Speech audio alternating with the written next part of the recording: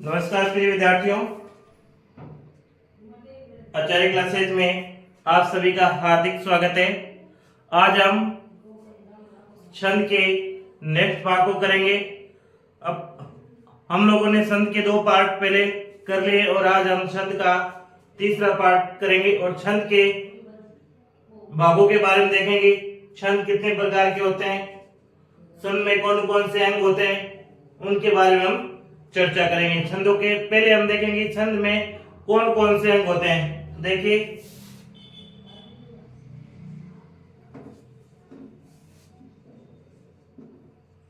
छंद के अंग, क्या छंद के अंग, जिसमें पहला होता है चरण या पद।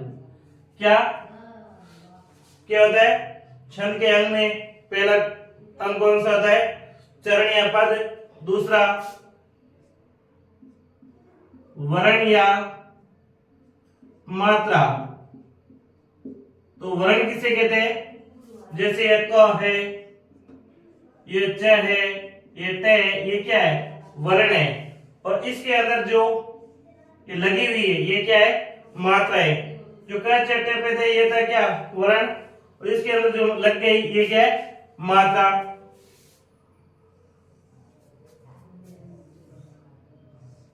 फिर गण। तो गण पर आप हम लोगों ने पहले ही चर्चा कर ली। गण कितने प्रकार के होते हैं? गण 8 प्रकार के होते हैं। कितने प्रकार के होते हैं? 8 प्रकार के होते हैं। जो आपके जगण, मगण, यगण, तगण, भगण, सगण, ये। फिर यति। यति किसे कहते हैं? यति हम कहते हैं चरणों में ठहराव को, चरणों में ठहराव को, अर्थात जहां पर आपकी कोमा आती है ना, जहां पर ठहराव आता है उसे हम क्या कहते हैं? यति कहते हैं। क्या कहते हैं? यति कहते हैं। फिर गति। गति किसे कहते हैं? गति ले को कहते हैं। किसे कहते हैं? ले को कहते हैं। गति किसे कहते हैं? ले को कहते हैं। फिर आपका तुक। और तुक किसे कहते हैं? तुकबंदी को कहते हैं। किसे कहते हैं? तुकबंदी को कहते हैं। कहने का मतलब क्या है? छंद के अंग कौन कौन से? छंद के अंग चरण में पद है। चरण कहते हैं, किसे कहते हैं? कोई दोहा वगैरह होते हैं, इसमें जो आपके जो चरण होते हैं उन्हें हम चरण कहते हैं। वर्ण, वर्ण ये क है, ये रे है, ये में है, ये क्या है? वर्ण है। इसके अंदर जो मात्रा लगा दी जाती है, मात्रा होती है। गण, तो गण 8 प्रकार के होते हैं। गण कितने प्रकार के होते हैं? 8 प्रकार के। जो आपके मगण, तगण, ये जो हमने पहले डिस्कस कर लिया। यति, चरणों के मध्य जो ठहराव आता है, चरणों के मध्य जो ठहराव आते हैं, जहां पर कोमा आती है, उन्हें हम क्या कहते हैं? इन ठहराव को क्या कहते हैं? यति कहते हैं। फिर गति, जो चरण के मध्य जो गति है, जो ले है, उसे हम क्या कहते हैं? गति कहते हैं। और तुक, यानी चरण के जो अंत में जो तुक बंदियां होती है, जैसे अलको, ये पलको, ये क्या है? ये आपकी तुक है, यानी तुक बंदियां हो रही है, एक जैसे ही मिल रहे हैं, उसे क्या कहते हैं? उसे हम क्या कहते हैं? तुक कहते हैं। तो ध्यान रखें, छंद के अंग कितने हैं? छंद के चरण व पद है, वर्ण व मात्रा है, गण है, गण जो आपके 8 होते हैं। यति किसे कहते हैं? चरणों के मध्य में जो ठहराव आता है, चरण के मध्य जो ठहराव आता है उसे हम यति कहते हैं। फिर गति, गति हम ले को कहते हैं। तुक, जो तुक बंदिया यानी अलकों में, पलकों में, इसे क्या कहते हैं? उसे हम तुक कहते हैं। क्या कहते हैं? तुक कहते हैं।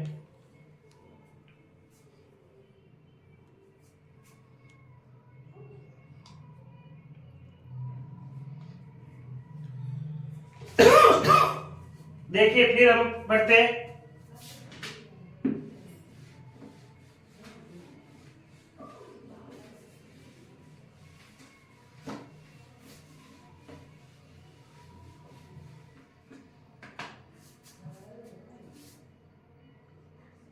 छंद के प्रकार। किसके? छंद के प्रकार। तो छंद के कितने प्रकार है? छंद के 3 प्रकार है। कितने प्रकार है? छंद के 3 प्रकार है। पहला है मात्रिक छंद। कौन सा छंद है? मात्रिक छंद। छंद के कितने प्रकार के होते हैं? छंद के 3 प्रकार होते हैं। कितने प्रकार होते हैं? 3। जिसमें पहला है मात्रिक छंद, दूसरा है वर्णिक छंद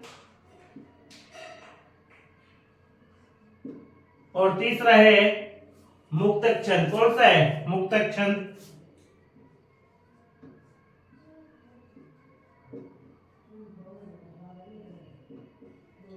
और ये मुक्तक छंद किससे कहते हैं? जिसमें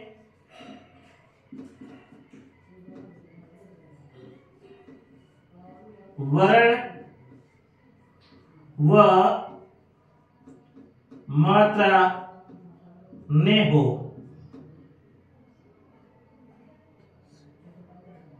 मात्रा से मुक्त हो।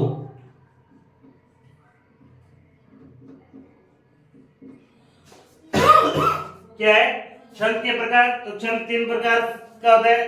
पहला मात्रिक छंद, दूसरा वर्णिक छंद और तीसरा मुक्तक छंद। कौन सा छंद? मुक्तक छंद। छंद कितने प्रकार के होते हैं? छंद 3 प्रकार के होते हैं। जिसमें पहला छंद है मात्रिक छंद, दूसरा वर्णिक छंद और तीसरा है मुक्तक छंद। कौन सा छंद है? मुक्तक छंद। तो मात्रिक छंद, मात्रिक छंद किसे कहते हैं? परिभाषा लिखेंगे, बैठा देता हूं।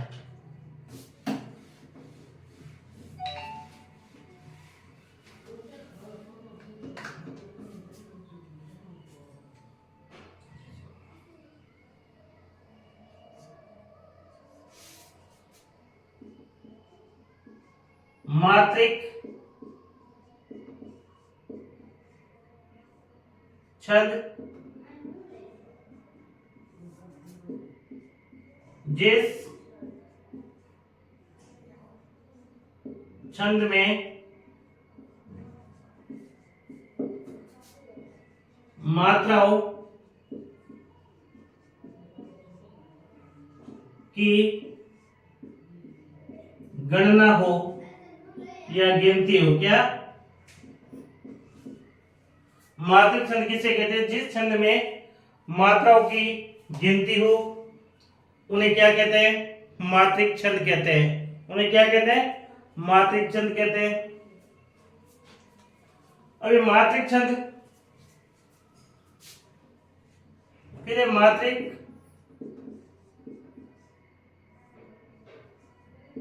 छंद के भेद। तो मात्रिक छंद के कितने भेद है? तो मात्रिक छंद के 3 भेद है। कितने भेद है? 3। जिसमें सममात्रिक,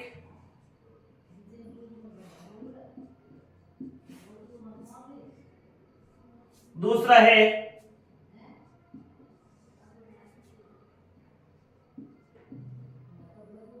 अर्धसममात्रिक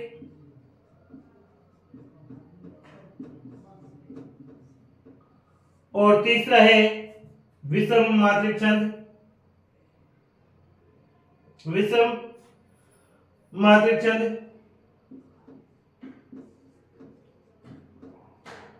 विषम मात्रिक छंद। यानी मात्रिक छंद के कितने भेद है? तो मात्रिक छंद के 3 भेद है। जिसमें पहला है सममात्रिक छंद, दूसरा है अर्धमात्रिक छंद, अर्धसममात्रिक छंद और तीसरा है विषम मात्रिक छंद।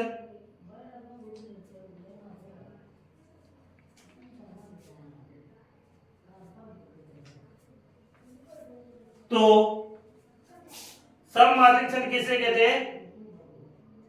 सममात्रिक छंद किसे कहते हैं? जिसके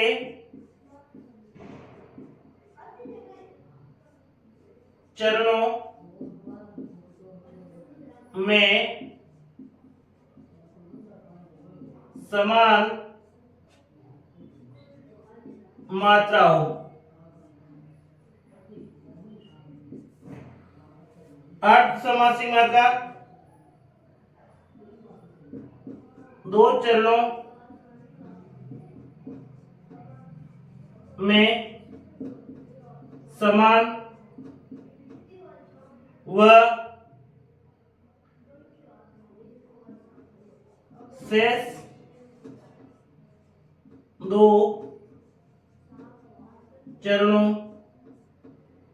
में समान मात्रा।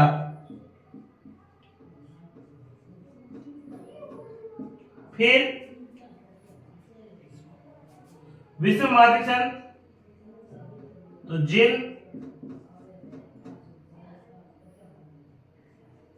चरणों में मात्रा समान न हो, समान न हो। क्या सममात्रिक छंद किसे कहते हैं? सममात्रिक छंद उसे कहते हैं जिसके चरणों में समान मात्रा हो, जिनके चरणों में क्या हो, समान मात्रा हो, उन्हें सममात्रिक छंद कहते हैं। अर्ध सममात्रिक छंद, जिनके 2 चरणों में समान व अन्य 2 चरणों में समान हो, उन्हें अर्ध सममात्रिक छंद कहते हैं। और विषम मात्रिक छंद, जिन चरणों में मात्रा समान नहीं हो, यानी मात्रिक छंद को आज हम पढ़ेंगे। तो मात्रिक छंद उसे कहते हैं जिस छंद में मात्राओं की गणना हो। मात्रिक छंद किसे कहते हैं? जिस छंद में मात्राओं की गणना हो, उसे क्या कहते हैं? उसे मात्रिक छंद कहते हैं। तो मात्रिक छंद कितने प्रकार का होता है? तो मात्रिक छंद 3 प्रकार का होता है। पहला सममात्रिक छंद, दूसरा अर्ध सममात्रिक छंद और तीसरा विषम मात्रिक छंद। फिर सममात्रिक छंद किसे कहते हैं? जिनके चरणों में समान मात्रा हो। सममात्रिक छंद किसे कहते हैं? जिनके चरणों में क्या हो, एक बराबर मात्रा हो, समान मात्रा हो, उसे सममात्रिक छंद कहते हैं। अर्ध सममात्रिक छंद, तो 2 चरणों में तो समान मात्रा हो, अन्य जो आगे वाले चरण हैं उनमें समान मात्रा हो। विषम मात्रिक छंद, जिन चरणों में मात्रा समान नहीं, उन्हें विषम मात्रिक छंद कहते हैं। तो हम देखते हैं, आगे बढ़ते हैं कि सममात्रिक छंद क्या है। तो सममात्रिक छंद में मिटा देता हूं।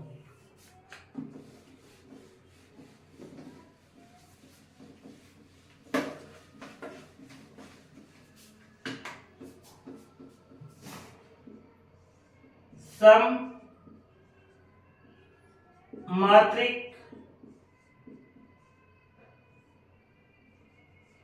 छंद, सममात्रिक छंद में क्या है? चौपाई है,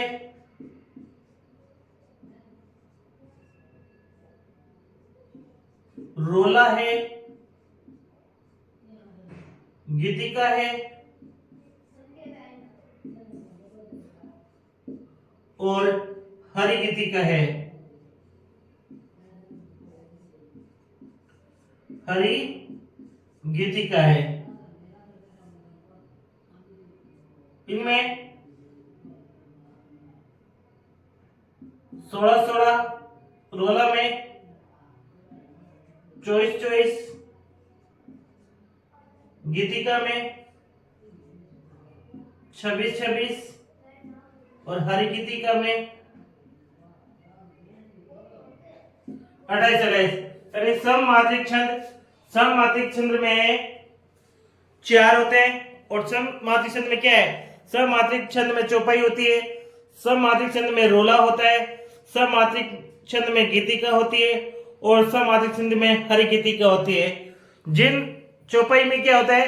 चौपाई के अंदर 16-16 मात्रा होती है। कितनी कितनी मात्रा होती है? 16-16 मात्रा होती है। रोला में 24-24 मात्रा होती है, गीतिका में 26-26 मात्राएं होती है और हरि गीतिका में 28-28 मात्रा होती है। कितनी कितनी मात्रा होती है हरि गीतिका में?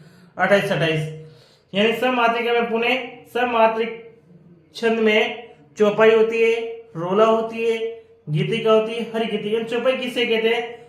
जिनके चरणों में 16-16 मात्राएं हो उन्हें चौपाई कहते हैं। रोला, रोला के अंदर 24-24 मात्राएं होती है। गीतिका, गीतिका के अंदर 26-26 मात्राएं होती है। और हरि गीतिका, तो हरि गीतिका के अंदर है 28-28 मात्राएं होती हैं। अब अर्थ समात्रिक छंद,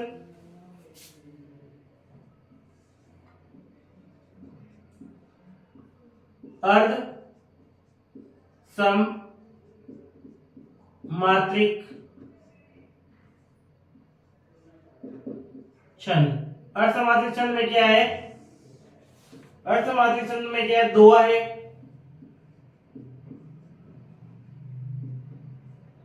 फिर सोरठा है,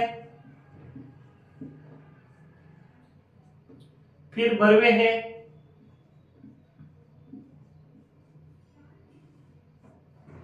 और आपके उलाला है।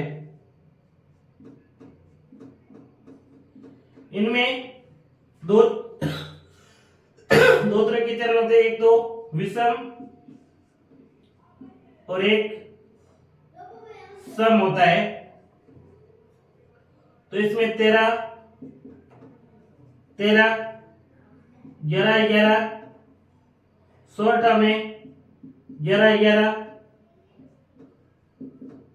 13 13, बरवे में 12 12, और 7 7, उलाला में 15 15 और 13 13। यानी अर्थ समात्रिक छंद। तो अर्थ मात्रिक छंद में क्या है? दोहा होता है। दोहा किसके अंदर आता है? अर्धमात्रिक छंद में।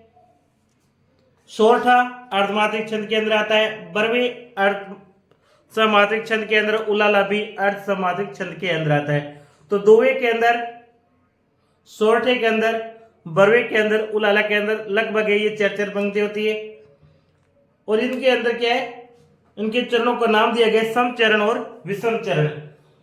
जो पहला और तीसरा होता है उसे विषम चरण कहते हैं, जो दूसरा और चौथा चरण होता है उसे सम चरण कहते हैं। वैसे आपको ये गणित के अंदर आता है, ये 1 3 5 7 इनको विषम कहते हैं, 2 4 को सम कहते हैं। यानी दोहे के अंदर जो विषम चरण है इनके अंदर 13 13 मात्रा आएगी। कितनी कितनी मात्रा आएगी दोहे के अंदर? 13 13 मात्रा। और सम चरण में दोहे के अंदर है वो 11 11 मात्रा आएगी। सोरठा, तो सोरठे के अंदर जो विषम चरण है उनके अंदर 11 11 मात्रा आएगी, और सम चरण के अंदर 13 13 मात्रा आएंगी। बरवे, तो बरवे में विषम चरण के अंदर है 12 12 मात्राएं, और सम चरण के अंदर 7 7 मात्रा आएगी। उलाला में है 15 15 मात्रा आएगी, और इधर सम में 13 13 मात्रा आएगी। तो अब हम इनका जो अंतिम भाग है मात्रिक छंद का, वो है विषम मात्रिक छंद। कौन सा? विषम मात्रिक छंद। विषम मात्रिक छंद, विषम मात्रिक छंद। विषम मात्रिक छंद, विषम मात्रिक छंद के अंदर दो ही होता है। एक तो आपका कुंडली होता है, क्या? कुंडलीय। विषम मात्रिक छंद, एक विषम मात्रिक छंद में क्या होती है? कुंडलिया। और कुंडलिया है वो क्या है? दोहा में सोरठा को मिलाकर बनता है दोहा प्लस सोरठा। एक है छपैया, क्या है? छपैया। तो छपैया किनको मिलके बनता है? छपैया है रोला वे उलाला, उलालों को मिलकर बनता है। तो क्या है? विषम मात्रिक छंद में दो होते हैं, एक तो कुंडलिया होती है और एक छपैया होता है। क्या होता है? छपैये। तो छपैये के अंदर क्या है, ये कुंडलिया में क्या है, कुंडलिया दो को मिलाकर बनता है। अगर कुंडली है क्या, तो कुंडली में हम ये देखेंगे दो और सोठा को मिलाकर के क्या बनाया जाता है, कुंडलिया। इसी प्रकार से छपैया है जो रोला और उल्लाला इन दोनों से मिलकर के छपैया बनता है। तो एक बार पुनः मात्रिक छंद के तीन भेद हैं, जिसमें पहला भेद है सम मात्रिक छंद, दूसरा भेद अर्धसम मात्रिक छंद और तीसरा है विषम मात्रिक छंद। सम मात्रिक छंद उसे कहते हैं जिसके चरणों में सभी, जिनके चरणों की मात्राएं सभी में क्या होती है, समान हो। सम मात्रिक छंद किसे कहते हैं, जिनके चरणों में क्या है, मात्राएं समान हो। अर्धसम मात्रिक छंद, अर्धसम मात्रिक छंद तो जिनके प्रथम दो चरणों में मात्रा समान हो, अन्य जो पीछे वाले दो चरण है उनमें दो मात्राएं समान हो, उन्हें अर्धसम विषम क्या अर्धसम मात्रिक छंद कहते हैं। और विषम मात्रिक छंद जिनके सभी चरणों में मात्रा समान नहीं हो। पुनः कह देता हूं, सम मात्रिक छंद जिनके सभी चरणों में है मात्राएं समान हो। अर्धसम मात्रिक छंद जिनके प्रथम दो चरणों में मात्रा समान हो, फिर अगले दो चरणों में मात्रा समान हो, दोनों में अलग अलग प्रकार से समान हो। और विषम मात्रिक छंद में जिनके सभी चरणों में मात्रा समान नहीं हो, उसे विषम समात्रिक छंद कहते हैं। और समात्रिक छंद में चौपाई होते हैं, रोला होते हैं, गीतिका होती है और हरि गीतिका होती है।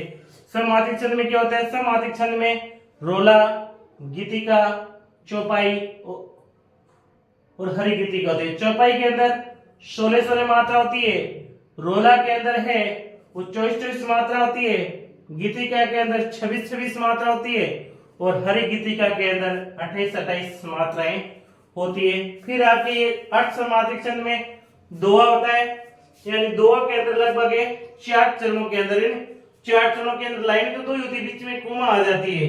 दोहा अंदर लगभग अभी जो लिखे जाते हैं दोहे वो 2 पंक्तियों के अंदर लिखे जाते हैं। दोहे कितने पंक्तियों के अंदर लिखे जा रहे हैं वर्तमान में, 2 पंक्तियों के अंदर, और चरण 4 हो जाती है क्योंकि इसके बीच में कोमा आ जाती है। यानी एक ही लाइन में 2 चरण आ जाते हैं। 2 लाइनों में कितने चरण होंगे, 4 चरण होंगे ना। यानी दोहा जो विषम चरण में है वो 13 मात्राएं, 13 मात्राएं, सम चरण में 11-11 मात्राएं होती है। सोरठा में जो विषम चरण है उसमें 11-11 मात्रा होती है और सम चरण में 13-13 मात्राएं होती है। इसी प्रकार से बरवे में, बरवे की विषम चरण में 12-12 मात्रा होती है, सम चरण में 7-7 मात्राएं होती है। और उलाला में है विषम चरण में 15-15 मात्रा होती है, सम चरण में 13-13 मात्रा होती है। और विषम मात्रिक छंद में कुंडलिया होती है और छपैये। कुंडलिया है यानी समात्रिक छंद का ही भाग है ये कुंडलिया, परंतु एक अलग नाम दे दिया गया, उसे नाम क्या दे दिया गया, विषम मात्रिक छंद। और कुंडलिया है दोहा प्लस सोरठा को मिलाकर के बनाया जाता है। इसी प्रकार से छपैया, दोहा और सोरठा, यानी ये आपका दोहा और ये आपका सोरठा, यानी 11 और 13 कितने हो गए, 24। 11 और 13 कितने हो गए, 24-24, यानी जिसमें 24-24 मात्राएं आती है उसे कुंडलिया कहते हैं। और छपैया रोला और उलाला को मिलाकर के बनाया जाता है क्या, छपैये।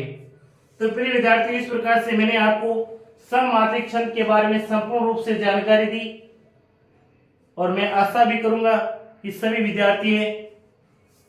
विद्यार्थियों को समझ में भी आया होगा।